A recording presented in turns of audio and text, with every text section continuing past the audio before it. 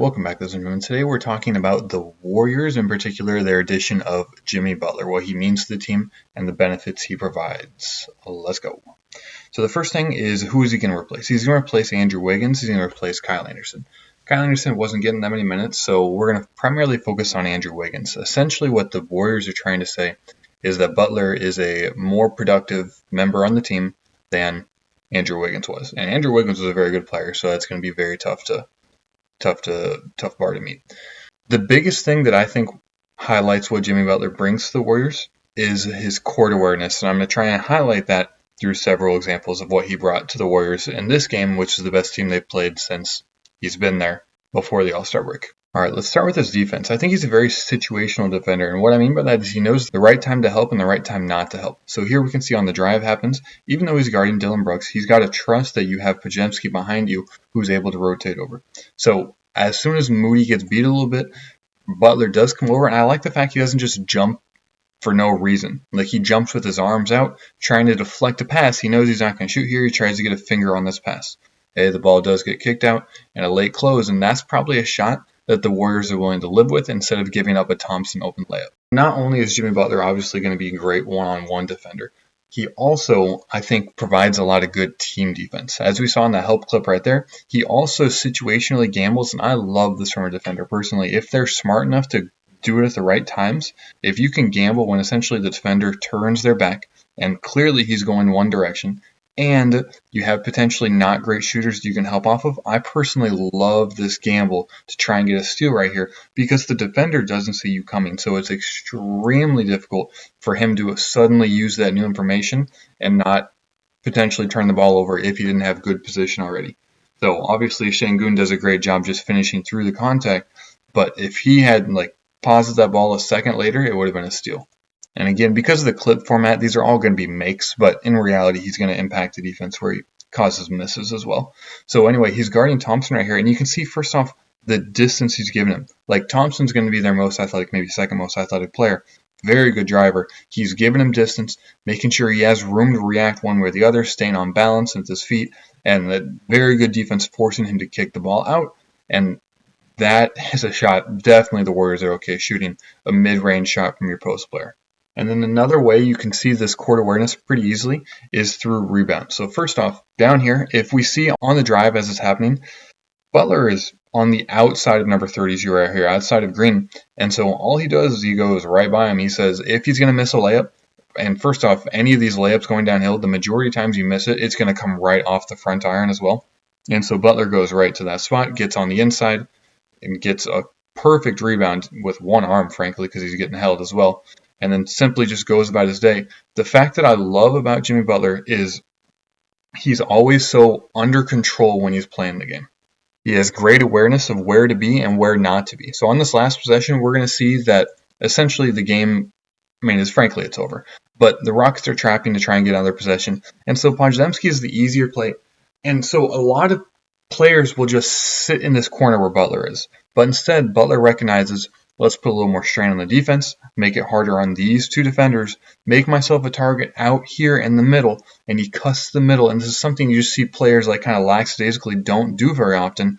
But instead, what it does is it forces 19 to come up, and that means that 8 has so much space to guard between these two, and it makes it an easier pass for Steph Curry. And these are the kind of things that people don't realize, don't think about at the time, but it makes the Warriors better simply because he understood where to be in that situation. Even though he gets blocked right there, it's still the right shot, and the game doesn't matter at this point as long as you don't get a turnover. All right, so then we switch to the offense. And key for the offense here is whether he can create offense by himself. So here he's got a big match on him, and so this would be something that you would say, Jimmy, you should win this matchup, you versus Şengün. So he drives down, and it's actually a really good cut by Steph Curry. This defender thinks there's a screen maybe coming, but Steph cuts in, and Jimmy puts a great pass right on the money. And this is towards the end of the game. I think this actually goes a lot of credit to Steve Kerr and Steph Curry, frankly. But Steph sets a back screen right here, and so Jimmy's coming free, and these defenders are, for some reason, absolutely glued to him. But both defenders think that Steph is the major threat here, and Jimmy simply cuts into wide open space. And if you give that kind of spacing, I think this is just really, really poor defense by the Rockets. One of these two defenders you got to understand, you got to leave your player to help over. Like, cannot exist. All right, so here we get to him driving on the guard. And so he has the edge here is going downhill. And we're actually going to see the Rockets' Şengün help off a lot. And so first off, this is interesting because I actually would rather have Jimmy shoot this ball. I would rather have him shoot the layup that he's going to get, even though it's contested. But he acknowledges that Şengün helped off at Draymond, and he knows, like, he definitely knows that Draymond's been shooting lights out from three, frankly, this year when he's given wide open threes. And so as he rises up here, he simply passes it back out, and frankly, that would have been a good layup. But he knows Draymond's shooting well, and he gives that open option. But then the key is he doesn't just sit over here. His defender's on the ground, and Draymond knows that Jimmy is obviously going to be bigger than this player in the post right here. So as Jimmy comes back in, he like occupies that space so well and is instantly back ready for the play. And Şengün went out to Draymond, and so that gives an open look. And I love this sequence from both parts. One, understanding that Draymond is open, and then the awareness to get back in the play and the opportunity that provides as well because your defender was on the ground. I absolutely love that. And then I'm not sure how often we're going to see Jimmy just beat defenders one-on-one, but he occupies a good defender, obviously, right here. But then the key is on his drives, if you can force a little bit of help. So again, Şengün, we see that he's helping over on Jimmy. So stereotypically, like what we saw in the last possession, is that Draymond would be the one open over here. But instead, the Warriors kind of go one step further. And instead, because Draymond doesn't have a defender, and this defender is looking in towards the ball, he simply sets a back screen for Steph. And again, although this isn't like, it's not clear that Jimmy triggered this whole sequence, he did because Şengün helped over, and this is like another potential nuance that the Warriors provide because of Steph's shooting, because of Draymond's awareness, because of Jimmy's driving ability. All right, so Jimmy's going to be setting the ball screen here, and Podziemski actually played really well this game as well. He's been playing really well, period. Okay, so Jimmy's going to roll, and because of the threat that Jimmy provides, plus also maybe a little miscommunication by the Rockets, both defenders are going to go with him, and so that gives Podziemski wide open room, and he's been shooting the ball much better recently, and so that is something the Warriors want as well. So again, although Jimmy never touches the ball, never interacts with the ball at all, except for setting the screen, because the defenders respect him so much as a driver, it opens up things for their offense in other ways. And obviously it's crucial that if the Warriors create an advantage in the first place, Jimmy's got to be able to capitalize to get the ball in the middle because of extra rotation. Jimmy, he's off the screen right now, but he's in the corner over here. As Dillon Brooks comes off, Jimmy's going to get a wide open look, and he doesn't hesitate, and he's going to shoot that with very good efficiency. And then as I've talked about quite a bit, you can see players understanding the game really well as how they play transition. And I think Jimmy plays in transition really well. So we can see Podziemski's going to get this steal right here, and instantly we are looking for transition one way. Okay, we have 4 on 4, frankly, so this is a pretty even matchup. However, one of these players is Steph. And this is the undervalued part of Steph's game. You have 2 players that are motioning towards Steph, and that is the key issue. Okay, his gravity brought those players over here, despite Jimmy being wide open down here for a layup. Like, this is the thing people don't appreciate about Steph because they only see, oh, it looks like the defenders are being stupid. No, it's because of Steph's gravity. Steph creates that in the first place. So Jimmy is open, Steph finds him, and a relatively easy finish. All right, so on this possession, the ball gets deflected a little bit, and Moses Moody comes up with it.